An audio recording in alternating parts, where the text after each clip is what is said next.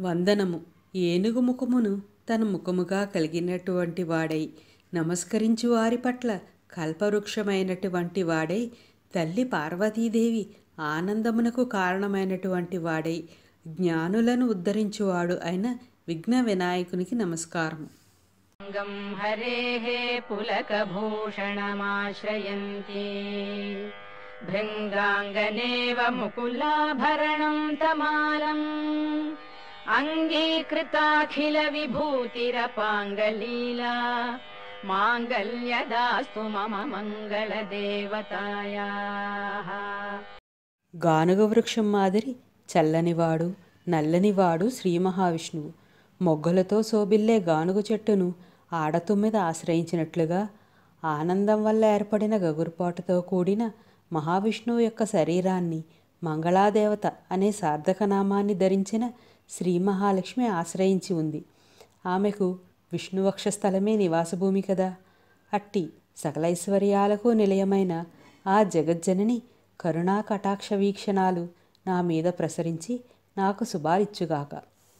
ఆదిశంకరులు మొదటి శ్లోకంలోనే హరినామ ప్రస్తావన చేశారు. ఇది అమ్మవారిని ప్రసన్నం చేసుకోవడానికి సులువైన మార్గం. హరి అంటే సకల పాపాలను హరించేవాడు అని అర్థం. అమ్మా మహాలక్ష్మి, ఆ బ్రాహ్మణ కుటుంబం ఏకాదశి వ్రతం చేసి ద్వాదశి పారాయణకై వేచి ఉన్నారంటే వారు శ్రీహరిని పూజించేవారే కదా. దీనిని కారణంగా చూపించి వారి పాపాలను తొలగించే శక్తి మీ దంపతులకు ఉంది కదా. కరుణించడానికి చేసే పుణ్యం ఏమీ లేదు అనడానికి ఇప్పుడే నాకు ఉసిరికాయ దానం చేసింది. ఈ కొంత పుణ్యాన్ని కొండంత పుణ్యంగా మార్చే కరుణ గలవారు మీ దంపతులిద్దరు. దీనిని కారణంగా చూపి ఆ బ్రాహ్మణ కుటుంబానికి సంపత్తి కలగజేసి వారి పేదరికాన్ని తొలగించు. ముగ్ధా ముహుర్విదధతి వదనే మురారేః ప్రేమత్రపా ప్రణిహితాని గతాగతాని మాలాదృశోర్మధుకరీవ మహోత్పలేయా సా మే శ్రియం దిశతు సాగర సంభవాయాః. పలకలో మీద ఆడతుమ్మిద ప్రీతితో వ్రాలినట్లు శ్రీ మహాలక్ష్మి సుందరమైన చూపులు ప్రేమతో తన భర్త అయిన మురారిని చూచుటకు ముందుకు సాగుతున్నాయి. ఆయన తన్ను చూచినప్పుడు సిగ్గుతో ఆమె చూపులు వెనుకకు మరలుతున్నాయి. ఈ రీతిగా ప్రేమతో ఆయన తన వైపు చూడనప్పుడు భర్తను చూస్తూ, ఆయన చూపులు తన మీద వ్రాలినప్పుడు లజ్జతో వెనుకకు మరలుతున్నవి శ్రీ మహాలక్ష్మి సుందరమైన చూపులు. అమ్మా మహాలక్ష్మి, దయగల నీ కంటి చూపులు నా మీద ప్రసరించి నాకు సిరి సంపదలు అనుగ్రహించు తల్లి. మురాసురుడనే రాక్షసుడు బ్రహ్మకై తపస్సు చేసి ఎవరిని తన చేతితో తాకితే వారిపై జయం పొందే విధంగా వరాన్ని కోరాడు. వరగర్వంతో శ్రీ మహావిష్ణువుపై యుద్ధానికి వెళ్ళాడు మురాసురుడు. అప్పుడు మహావిష్ణువు, నాతో యుద్ధం చేసే ధైర్యం నీకుందా? నీ గుండె వేగముగా కొట్టుకుంటుంది, గమనించు అన్నాడు. అందుకు మురాసురుడు తన చేతిని తన గుండె మీద పెట్టుకున్నాడు. వెంటనే శ్రీహరి తన చక్రాయుధముతో మురాసురుని చేతితో సహా ఖండించి సంహరించాడు. అందువల్ల శ్రీహరికి మురారి అనే పేరు వచ్చింది. మురాసురుడు దానగుణము లేక అంతా తనదే అని ఎదుటివారిది కూడా తపోశక్తి గల చేతితో హరించేవాడు. అందుకే శ్రీ మహావిష్ణువు మురాసురుని చేతితో సహా చక్రాయుధంతో నరికివేశాడు. పూర్వజన్మలో ఎటువంటి దాన ధర్మాలు చేయకనే ఈ జన్మలో ఇటువంటి దరిద్రం ఈ బ్రాహ్మణ కుటుంబం అనుభవిస్తుంది కదా. ఆ దానం చేయని పాపాన్ని శ్రీహరి నిర్మూలించగలడు తల్లి అని అంతర్లీనంగా మురాసుర సంహారం గురించి గుర్తు చేశారు శంకర్లు ఈ శ్లోకంలో.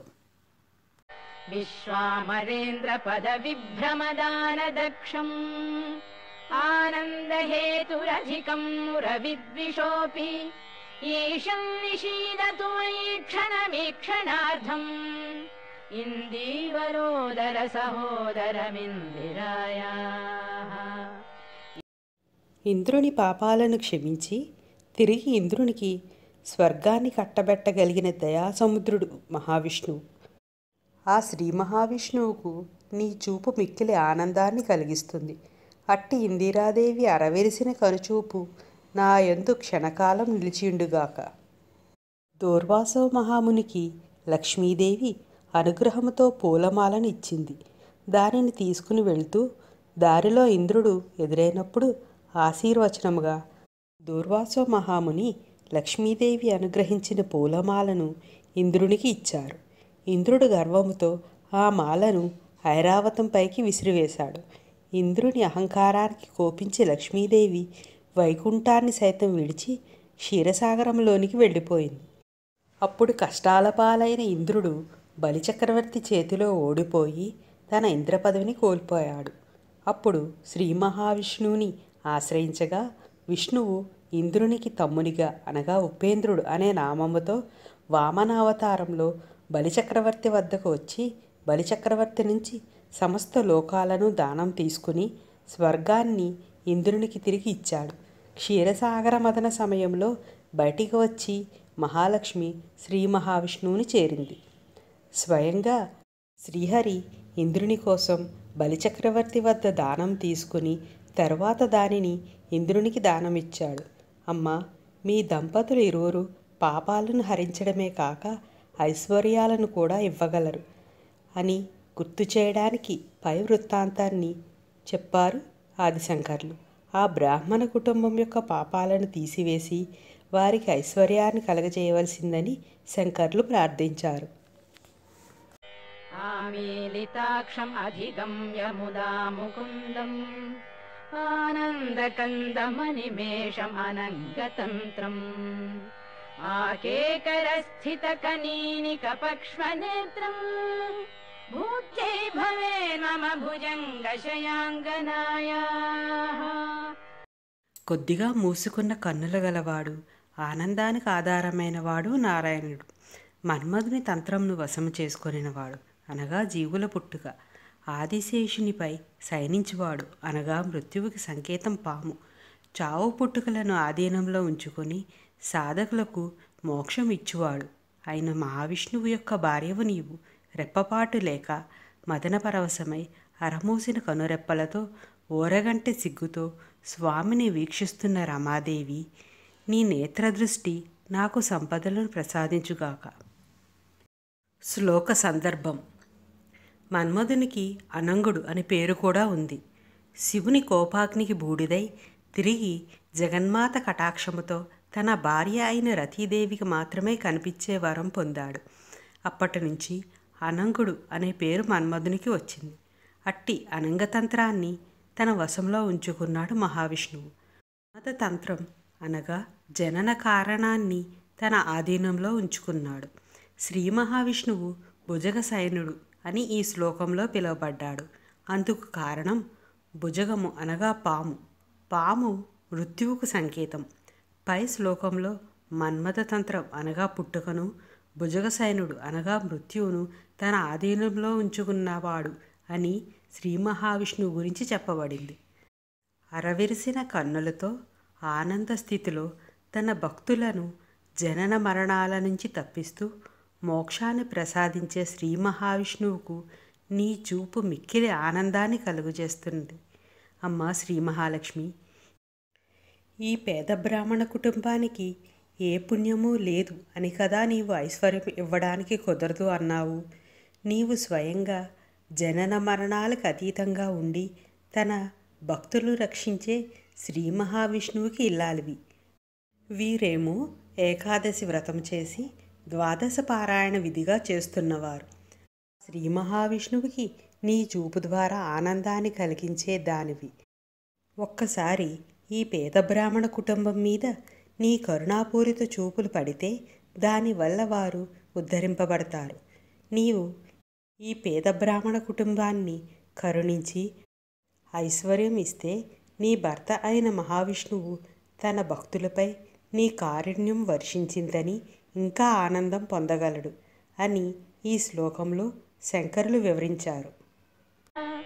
కాలాంబుదాలిలలితో రసికైటభావే ధారాధరే స్ఫురతి యాతడిదంగనేవ మాతుః సమస్త జగతాం మహనీయమూర్తిః భద్రాణి మే దిశతు భార్గవనందనాయాః. మేఘమునందు మెరుపుతీగ పుట్టిన విధముగా వానాకాలం మబ్బు వంటి నల్లని శరీర ఛాయగల శ్రీ మహావిష్ణువు వక్షస్థలంలో ఏ జగజ్జనని రూపం వెలిగిపోతుందో ఆ మహాలక్ష్మి మంగళస్వరూపం నాకు శుభాలను ప్రసాదించుగాక. సందర్భం: ఈ శ్లోకంలో శ్రీ మహావిష్ణువుని కైటబారే అని అన్నారు. శ్రీ మహావిష్ణువు సృష్టి ఆరంభంలో మధుకైటబులు అనే రాక్షసులను సంహరించాడు. మధుకైటబులు అంటే మనలో ఉన్న అహంకార మమకారాలు. అదే నేను నాది అనే భావన. ఈ నేను నాది అనే ఆలోచన నుండి బయటపడినంత వరకు దానగుణం రాదు. నీలిమేఘంతో విష్ణువును పోల్చుటకు కారణం: కురవడానికి సిద్ధంగా ఉన్న మేఘమునకు నగరము, వనము, సముద్రము తేడా ఉండదు. శ్రీ మహావిష్ణువు కారుణ్యం మనపై కురిపిస్తున్నప్పుడు మన అర్హతను కాక మనలోని ఆర్తిని మాత్రమే చూస్తాడు. ఈ మహాలక్ష్మి నీలిమేఘంలో మెరుపుతీగల విష్ణువు హృదయమందు ఉంటుంది. గత జన్మలో నేను నాది అని దానధర్మం చెయ్యని కారణముగా పేద బ్రాహ్మణ కుటుంబం ఇప్పుడు కష్టాలు అనుభవిస్తుంది.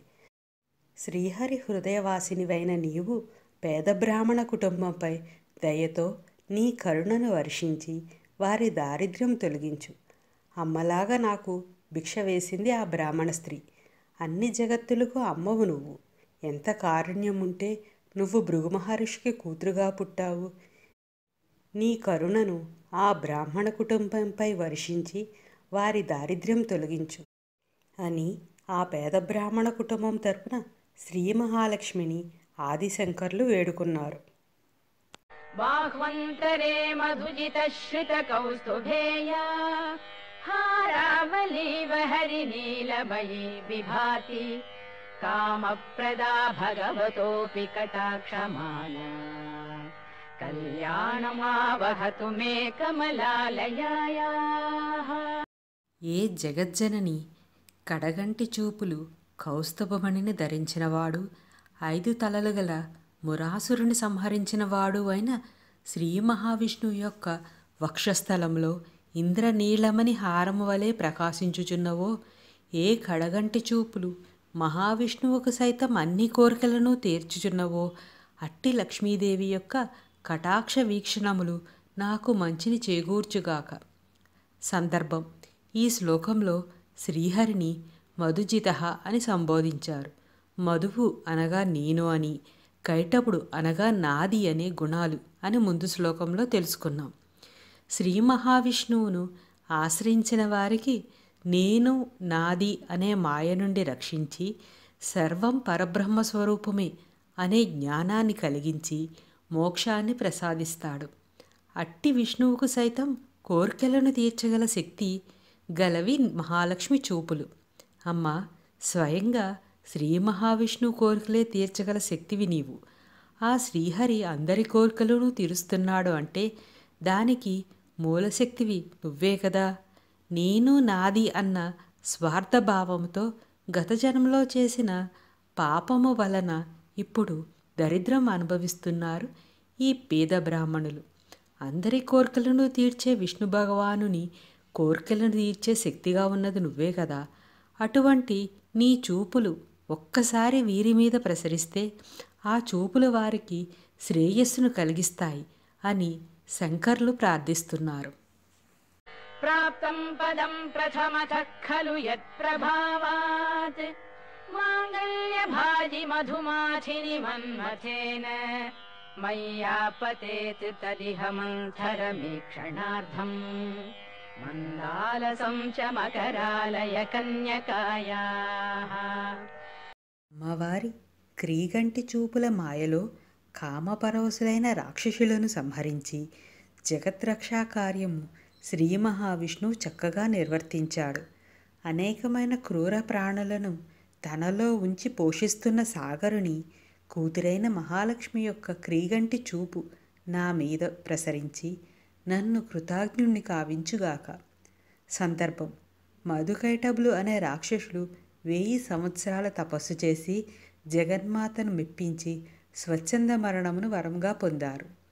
ఆ రాక్షసులు వరగర్వముతో విష్ణువుపై యుద్ధానికి వచ్చారు. స్వచ్ఛంద మరణం వరంగా పొందిన వారిపై విజయం సాధించుటకు మహావిష్ణువు అమ్మవారిని స్మరించగా అమ్మవారు జగన్మోహిని రూపముతో వారి వైపు చూసింది. ఆ కడగంటి చూపులకు, చిరునవ్వుకు ఆ రాక్షసులు మాయామోహంలో చిక్కుకున్నారు. అప్పుడు మహావిష్ణువు, ఇంతటి వీరులైన మీతో యుద్ధం నాకు సంతోషం కలిగిస్తుంది. మీకు ఏ వరం కావాలో కోరుకోండి అన్నాడు. అందుకు రాక్షసులు మదగర్వంతో, నీకే మేము వరమిస్తాము, ఏమి కావాలో కోరుకోమన్నారు. నాతో యుద్ధం చేసి మీరు నా చేతిలో చావాలి అని లోక కళ్యాణార్థమై విష్ణువు వారిని కోరాడు. ఆ విధంగా అమ్మవారి క్రీగంటి చూపు మాయలో మదన పారవస్యంతో ఆ రాక్షసులు విష్ణువుకే వరమునిచ్చి చావును కొని తెచ్చుకున్నారు. అమ్మ, సృష్టి ఆదిలో నీ క్రీగంటి చూపు వలన మదన పరవశులైన రాక్షసులను విష్ణువుచే సంహరింపచేసి ఈ జగత్తును రక్షించావు. అనేకమైన క్రూర ప్రాణులను తనలో ఉంచి పోషిస్తున్న సముద్రునికి కూతురువయ్యావు. ఇది నీ కారుణ్యమే కదా. నీ చూపులు జగత్తును రక్షించేవి, కరుణను వర్షించేవి. ఈ పేద బ్రాహ్మణులపై నీ చూపును ప్రసరించి వారి దారిద్ర్యము పరిహారం చేసి రక్షించు తల్లి. దద్యాద్దయానుపవనో ద్రవిణాంబుధారాం అస్మిన్న కించన విహంగ శిశౌ విషణ్ణే దుష్కర్మ ఘర్మమపనీయ చిరాయ దూరం నారాయణ ప్రణయినీ నయనాంబువాహః.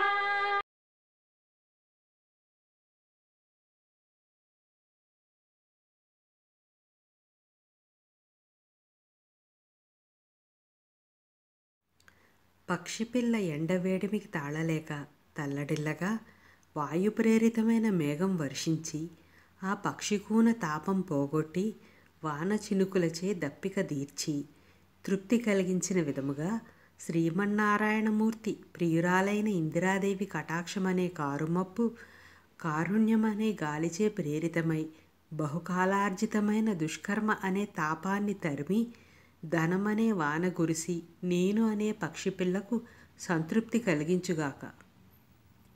ఈ శ్లోకంలో పక్షిపిల్ల అన్న అర్థంతో పాటు బ్రాహ్మణులు అనే అర్థం కూడా వస్తుంది.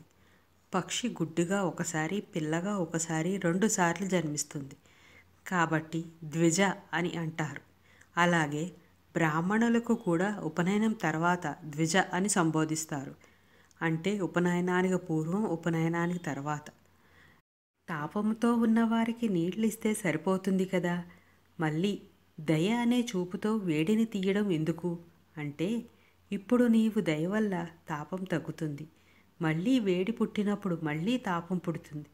అమ్మ, ఇప్పుడు వారికి కావలసినది ఐశ్వర్యమే కాదు, ఇప్పటిదాకా ఐశ్వర్యం పొందడానికి అడ్డంగా ఉన్న పాపాన్ని కూడా నీవు దయతో తీసివెయ్యి. నువ్వు కేవలం ఐశ్వర్యం ఇచ్చినా వారి పూర్వ పాపం మిగిలిపోతే దానివల్ల వారు తిరిగి భ్రష్టులవుతారు. కాబట్టి తల్లి, వారి పూర్వజన్మ పాపాన్ని తీసివెయ్యి. కానీ ఇవ్వడానికి పుణ్యం లేదంటావేమో, ఇదిగో నాకు దానం చేసిన ఉసిరికాయ ఇంకా నా చేతిలోనే ఉంది. అదే సాక్ష్యం. దయ అనే సముద్రాన్ని ఇల్లుగా చేసుకున్న నారాయణుని ఇల్లాలివి. నీవు దయ అనే కళ్ళతో కారుణ్యాన్ని వారిపై వర్షించి వారి దారిద్ర్యం అనే తాపాన్ని, పూర్వజన్మ పాపాన్ని పోగొట్టు తల్లి. ఇష్టావిశిష్టమతయోపి యయా దయార్ద్రదృష్ట్యా త్రివిష్టపపదం సులభం లభంతే దృష్టిః ప్రహృష్ట కమలోదర దీప్తిరిష్టాం పుష్టిం కృషిష్ట మమ పుష్కర విష్టరాయాః. యజ్ఞ యాగాదులు చేయుటయందు ఆసక్తి లేనివారు సైతం ఏ తల్లి కరుణాద్ర దృష్టితో చూచినంతనే స్వర్గపదవిని పొందగలుగుతున్నారో అట్టి శ్రీ మహాలక్ష్మి నాకు సిరి సంపదలు ప్రసాదించుగాక. పద్మగర్భము కాంతి వంటి కాంతి కలిగిన శ్రీ మహాలక్ష్మి కడగంటి చూపులు నాకు ఐశ్వర్యాన్ని, సంపదలను సమకూర్చుగాక. అమ్మవారిని ఆశ్రయించిన వారికి సంపదలతో పాటు జ్ఞానము, మోక్షము కూడా ఇవ్వగలదు. వికసించిన కమలం మధ్యలో ఆకర్షణీయమైన సౌందర్యంతో పాటు చల్లదనము, నీటి బిందువులు కూడా ఉంటాయి. అమ్మవారి కన్నులు వర్షించడానికి సిద్ధముగా ఉన్న కారుణ్యమనే మేఘముతో ఉంటాయి కనుక ఆ అందమైన కన్నులను కమలాలతో పోల్చారు. అమ్మా, నువ్వు ఈ పేద బ్రాహ్మణ కుటుంబం యొక్క ఆర్తిని తీర్చగలదానివి. నిన్ను ఆశ్రయించిన వారికి కేవలం ఐశ్వర్యం మాత్రమే కాదు, జ్ఞానము, స్వర్గ సంపదలు, మోక్షాన్ని కూడా ఇవ్వగలవు. అందుకు సాక్ష్యం అనేక మంది పండితులు నిన్ను స్తుతి చేయడమే కదా. అందరికీ అన్నీ ఇవ్వగలదానవి నీవు. ఈ పేద బ్రాహ్మణ కుటుంబానికి కలిగిన తాపాన్ని తీర్చుటకు వర్షించడానికి సిద్ధంగా ఉన్న కారుణ్యమనే మేఘంతో నిండి ఉన్న నీ కడగంటి చూపులు చాలు తల్లి. వీరి దారిద్రము తీర్చి అనుగ్రహించు అమ్మా. గీర్దేవదేతి గరుడధ్వజ సుందరీతి శాకంభరీతి శశిశేఖర వల్లభేతి సృష్టి స్థితి ప్రళయ కేలిషు సంస్థితాయై తస్యై నమస్త్రిభువనైక గురోస్తరుణ్యై. లోకములను సృష్టి చేయనప్పుడు బ్రహ్మ భార్య అయిన సరస్వతి అని, రక్షణ సమయమున నారాయణుని పత్ని అయిన నారాయణి అని, కాలస్వరూపిణి అయిన శాకంబరి అని, ప్రళయకాలమందు శంభుని భార్య అయిన గౌరి అని పేరు పొందినదియు, సృష్టి స్థితిలయలను చేయునట్టి దేవి అనియు, త్రిభువనములకు గురువైన విష్ణుదేవుని పట్టమహిషియగు లక్ష్మీదేవికి నమస్కారం తెలుపుతున్నాను. వివరణ: గీర్దేవదేతి అనగా వాగ్దేవత, అంటే బ్రహ్మకు భార్య అయిన సరస్వతి. గరుడధ్వజ అనగా గరుత్మంతుని మూర్తిని తన జయకేతనంపై అనగా జెండాపై కలిగినవాడు అయిన శ్రీ మహావిష్ణువు. ఆ శ్రీ మహావిష్ణువు సుందరి అనగా శ్రీ మహాలక్ష్మి. శాకంబరీతి అనగా కాలస్వరూపిణి అయిన శాకంబరీదేవి అని.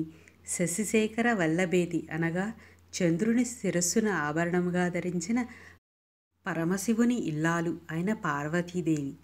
విష్ణువును లోకములకు గురువుగా చెప్పుటకు కారణం కృష్ణం వందే జగద్గురుం, ఇది తెలిసిందే. విష్ణువు గురువైతే అమ్మవారు గురుపత్ని అవుతారు కదా. అమ్మవారిలో గురుపత్ని లక్షణాలు గుర్తు చేయడం ఆదిశంకరుల ముఖ్య ఉద్దేశం. ఇక్కడ శంకరుల అమ్మవారిని పరబ్రహ్మస్వరూపిణిగా, సాక్షాత్ జగన్మాతగా, సృష్టి స్థితిలయలకు కారకురాలుగా, లోకాలను పోషించే తల్లిగా కీర్తించారు. సందర్భం: అమ్మా, నీవు ఈ సృష్టి స్థితిలయలకు కారకురాలివి. లోకంలో ఒకసారి కరువు వచ్చినప్పుడు జనులకు తిండి తినడానికి లేక లోకాలు నీరసించిపోతే వారి బాధను చూసి తట్టుకోలేక శాకంబరీ రూపంలో వచ్చి వారి కరువును తీర్చి సకల ప్రాణుల పట్ల అపారమైన దయతో ఆహారం అందించావు. ఈ పేద బ్రాహ్మణ కుటుంబం ఇప్పుడు కష్టాల్లో ఉన్నారు. శాకంబరీ రూపంలో కరుణించినప్పుడు ఎవరు స్తుతించారు, ఎవరు స్తుతించలేదు, ఎవరు ఎంత తపస్సు చేశారు, వారి పాపపుణ్యాలు ఏమిటి అని లెక్క చూడకుండా నీ కారుణ్యాన్ని వర్షించి ఆహారం అందించావు కదమ్మా. మరి ఈ పేద బ్రాహ్మణ కుటుంబం పట్ల కూడా నీ దయ చూపించు.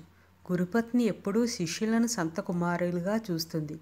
వారిపై అపారమైన మమకారంతో ఉంటుంది. శిష్యుడు యోగ్యుడా అయోగ్యుడా, ధనవంతుడా పేదవాడా అనే భావన గురుపత్నికి ఉండదు కదమ్మా.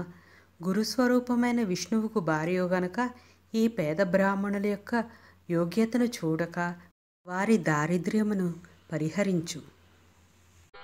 శ్రుత్యై నమోస్తు శుభకర్మ ఫలప్రసూతి ప్రత్యై నమోస్తు రమణీయ గుణార్ణవాయై శక్త్యై నమోస్తు శతపత్ర నికేతనాయై పుష్ట్యై నమోస్తు పురుషోత్తమ వల్లభాయై. శ్రౌతము మరియు స్మార్త కర్మలు చేయువారికి అనగా యజ్ఞయాగాది పుణ్యకర్మలను చేయువారికి శుభకర ఫలితములు ఇచ్చు తల్లికి నమస్కారము.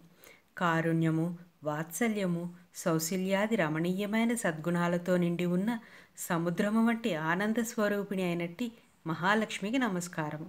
100 దళముల పద్మముపై ఆసీనురాలైన శక్తి స్వరూపురాలికి నమస్కారం. పరమపురుషుడైన శ్రీ మహావిష్ణువుకు ప్రియురాలు, సర్వశ్రేష్ఠురాలు అయిన ఇందిరాదేవికి నమస్కారము. శృతిని అనగా వేదాన్ని అనుసరించి చేసే కర్మలు శ్రౌతము అని అంటారు. స్మృతులను అనగా పురాణాలను ధర్మశాస్త్రాలను అనుసరించి చేసే కర్మలను స్మార్త కర్మలు అని అంటారు. వేదాలు ధర్మాన్ని బోధిస్తాయి కనుక ధర్మ ప్రవర్తన కలవారికి శుభఫలములు ఇచ్చినది అని అర్థము. ఈ బ్రాహ్మణ కుటుంబం ఇంత పేదరికంలోనూ అధర్మ మార్గమును పట్టక భిక్షాటన చేస్తూ జీవనం సాగిస్తుంది. వేదాన్ని ధర్మాన్ని నమ్మి నలుగురికి బోధ చేయవలసిన బ్రాహ్మణ కుటుంబానికి శుభఫలములతో ఐశ్వర్యం ఇవ్వకపోతే వేదాన్ని ధర్మాన్ని పాటించేవారు కరువై ధర్మము లుప్తమవుతుంది. ధర్మానికి ఆపద వచ్చినప్పుడు ఆ ధర్మరక్షణ చేయువాడు పురుషోత్తముడైన శ్రీ మహావిష్ణువు. అటువంటి మహావిష్ణువుకి స్ఫూర్తిని పుష్టిని ఇచ్చేదానివి నీవు. అమ్మా, నీవు ఐశ్వర్యంతో పాటు వారి పాపాలను కూడా తొలగించు. అన్ని శక్తులకు మూలశక్తివైన నీకు ఇది చాలా చిన్న విషయము. వారి యొక్క దారిద్ర్యమును పరిహరించు తల్లి.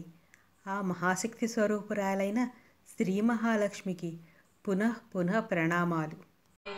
నమోస్తు నాళీక నివారణాయై, నమోస్తు దుగ్ధోదధి జన్మభూమ్యై, నమోస్తు సోమామృత సోదరాయై, నమోస్తు నారాయణ వల్లభాయై.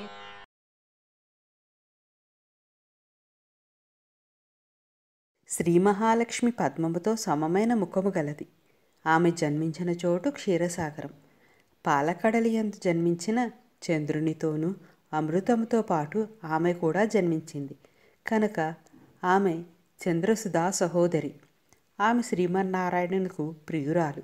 అట్టి జగజ్జననికి నమస్కారం. ఈ భూమిలో 5 లక్ష్మీ స్థానాలు ఉన్నవి. మొదటిది పద్మము, 2 గోపృష్టము, 3 మారేడు దళము వెనుక తట్టు, 4 స్త్రీ పాపట, 5 ఏనుగు కుంభస్థలము. పద్మసదృశమైన ప్రకాశము కలిగిన తల్లి లక్ష్మీదేవి నీకు నమస్కారము. అమ్మ, ఈ పేద బ్రాహ్మణ స్త్రీ సుహాసిని. ఆమె పాపట ధరించిన బొట్టుగా ఉన్నది కూడా నీవే కదా. వారిని ఉద్ధరించలేవా? వీళ్లను ఉద్ధరించగల శక్తి నీ దగ్గర లేదు అని అనడానికి లేదు. ఎందుకంటే నీ పుట్టిల్లు పాల సముద్రము. స్వయంగా రత్నాలకు ఐశ్వర్యానికి నిలయమైనది. నీ సోదరులు అమృతము మరియు చంద్రుడు. అమృతము ఆరోగ్యాన్ని ఆయుష్ను ఇచ్చును. మరి చంద్రుడు ఆహ్లాదాన్ని మానసిక పుష్టిని ఇచ్చేవాడు.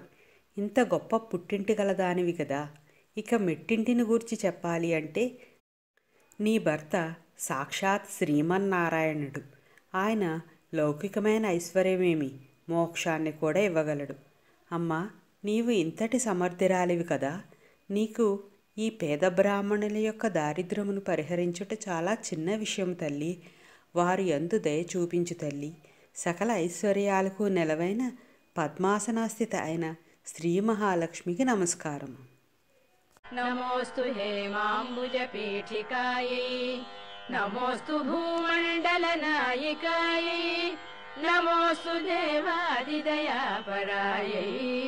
నమోస్తు శార్గాయుధ వల్లభాయై.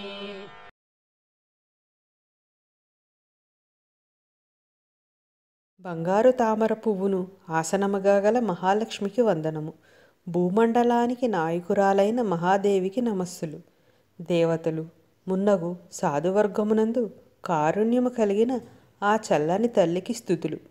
సారంగము అను ధనస్సును ధరించిన విష్ణుదేవుని ప్రియురాలగు శ్రీ మహాలక్ష్మికి నమస్సులు. సారంగము అను ధనస్సును ధరించి విష్ణుదేవుడని చెప్పుటకు కారణం సాధువులను, సురులను, వేదాలను, ధర్మానికి, బ్రాహ్మణులకు, గోవుల రక్షణకై సదా ధనుర్బాణములతో సిద్ధముగా ఉండువాడు. అట్టి మహావిష్ణువుకు ఇల్లాలవైన నీవు ఈ పేద బ్రాహ్మణ కుటుంబంపై నీ కరుణను వర్షించు. నీవు బంగారు కమలాన్ని ఆసనముగా గలదానివి, జగన్మాతవు. నీవు చేయలేనిది అంటూ ఏమీ ఉండదు కదా. వారి యొక్క దరిద్రమును పరిహరించు తల్లి. ఆ మహాశక్తి స్వరూపమైన జగన్మాత అయిన మహాలక్ష్మికి నమస్కారం.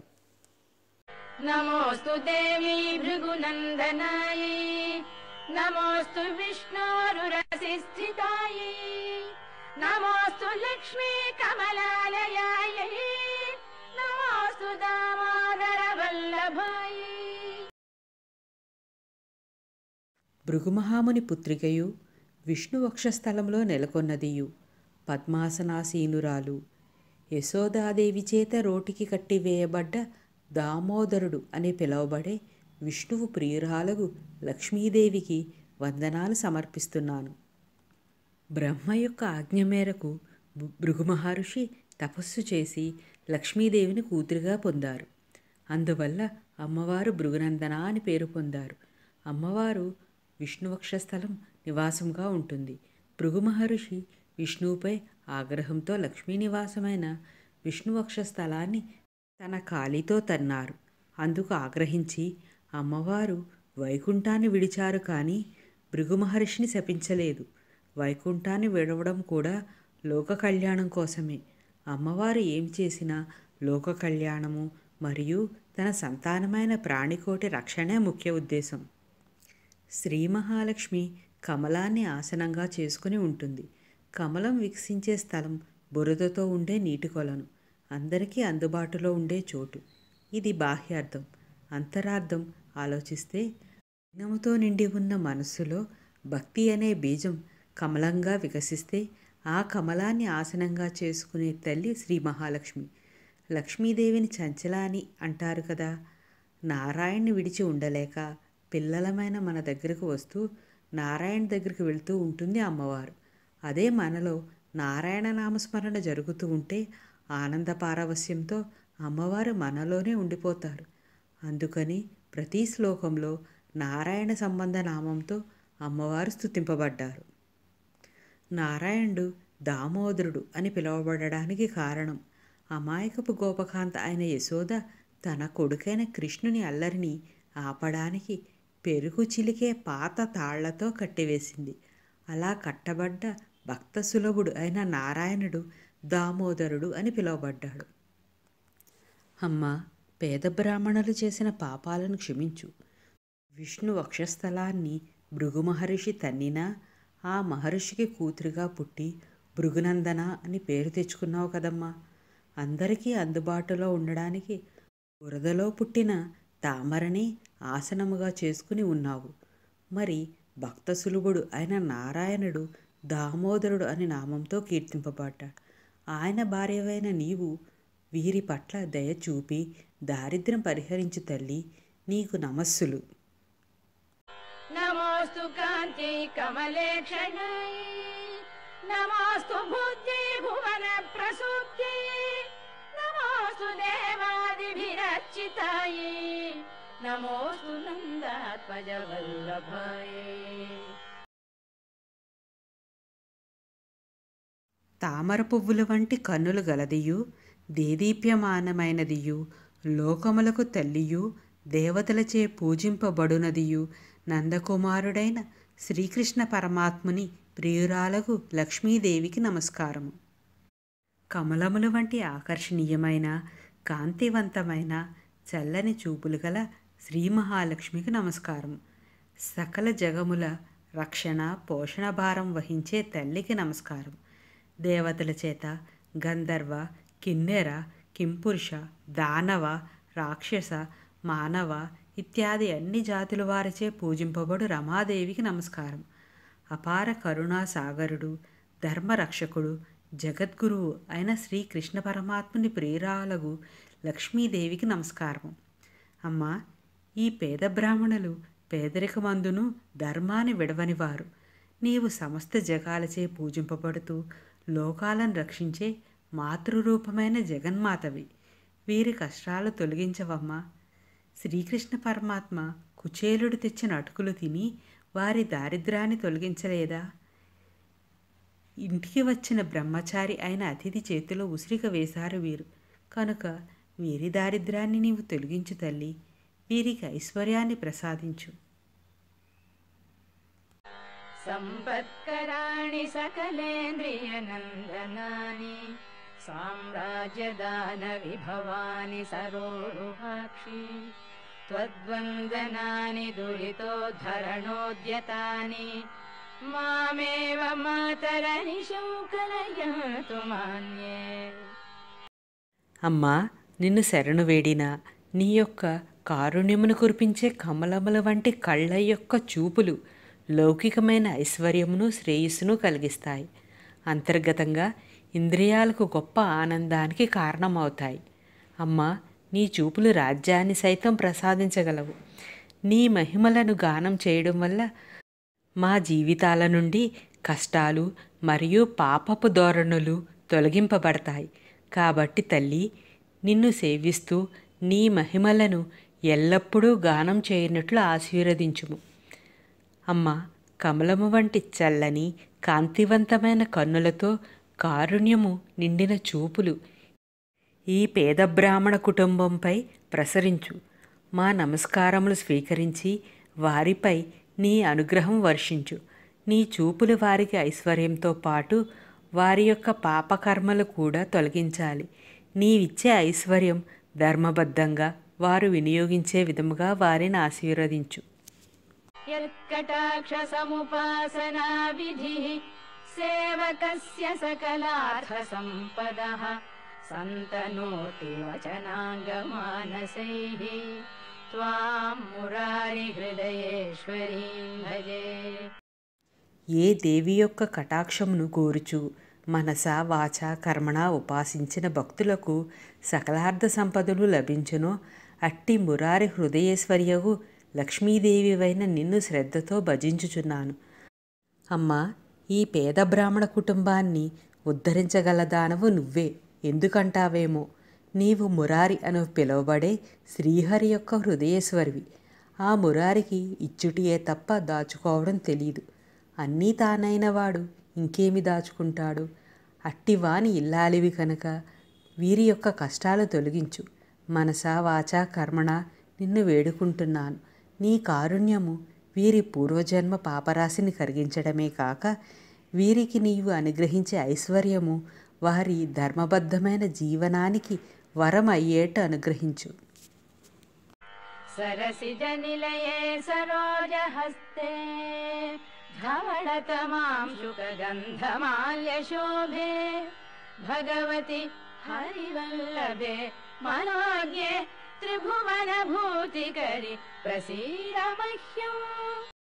కమలముల వంటి కన్నులు కలిగి చేతియందు పద్మముతో తెల్లని వస్త్రము ధరించి గంధపు పూతతో మెడలో పూలదండతో విరాజిల్లునట్టి శ్రీ మహాలక్ష్మి, ఓ విష్ణుప్రియ, ముల్లోకములకు సంపదలను అనుగ్రహించు తల్లి, నా యందు ప్రసన్నురాలువు కమ్ము.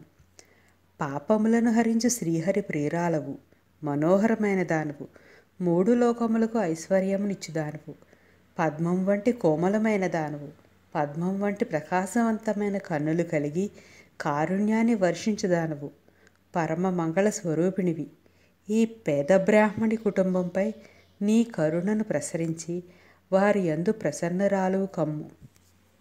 దిగ్హస్తిభిః కనక కుంభముఖావసృష్ట స్వర్వాహిని విమలచారు జలప్లుతాంగీం ప్రాతర్నమామి జగతాం జననీం అశేషలోకాధినాథ గృహిణీం అమృతాబ్ధిపుత్రీం. దిగ్గజములు కనకపు కుంభముతో తెచ్చిన వినిర్మల ఆకాశ జలముచే అభిషేకింపబడిన శరీరము గలదియు, లోకములకు జననియు, విశ్వప్రభువుకు విష్ణుమూర్తి గృహిణియు, క్షీరసాగర పుత్రికియు నగు లక్ష్మీదేవిని నమస్కరించుచున్నాను. తెల్లని వస్త్రం ధరించి చందనము పూసుకుని అందమైన సుగంధభరితమైన పూలదండలు ధరించి ఉన్న తల్లి, నీకు నిత్యము ప్రాతకాలమునందు నమస్కరిస్తున్నాను.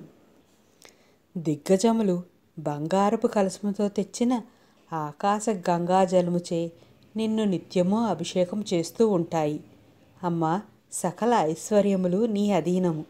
నీ అనుగ్రహం ఉంటే ఎవరికైనా లౌకికమైన సంపదలే కాక వైరాగ్యము, ముక్తి కూడా లభిస్తాయి.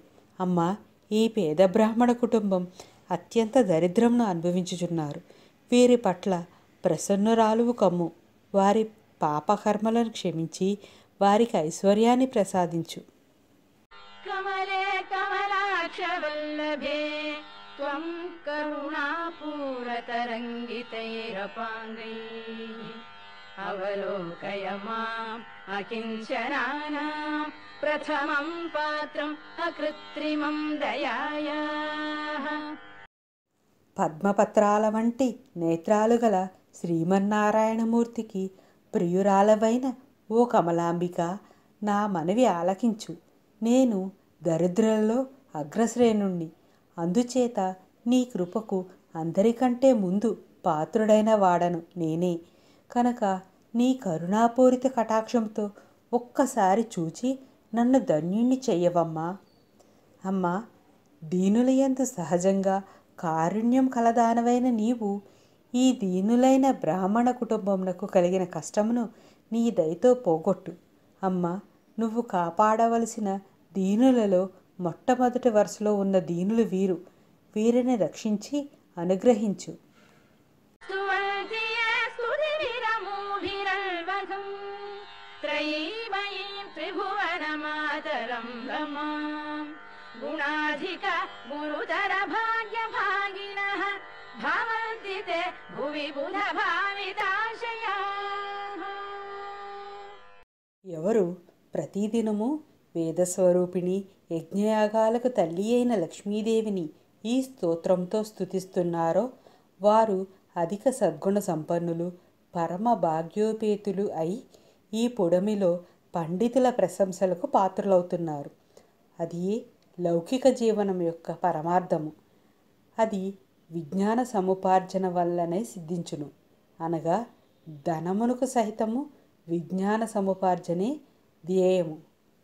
జగద్గురు శ్రీ ఆదిశంకరాచార్యుల వారు కూర్చిన ఈ కనకధారా స్తవమును దినమునకు 3 సార్లు అనగా ఉదయము, మధ్యాహ్నము, సాయం సంధ్యలలో పారాయణ చేసిన వారు కుబేరునితో సమానమైన సంపదలను పొందగలరు.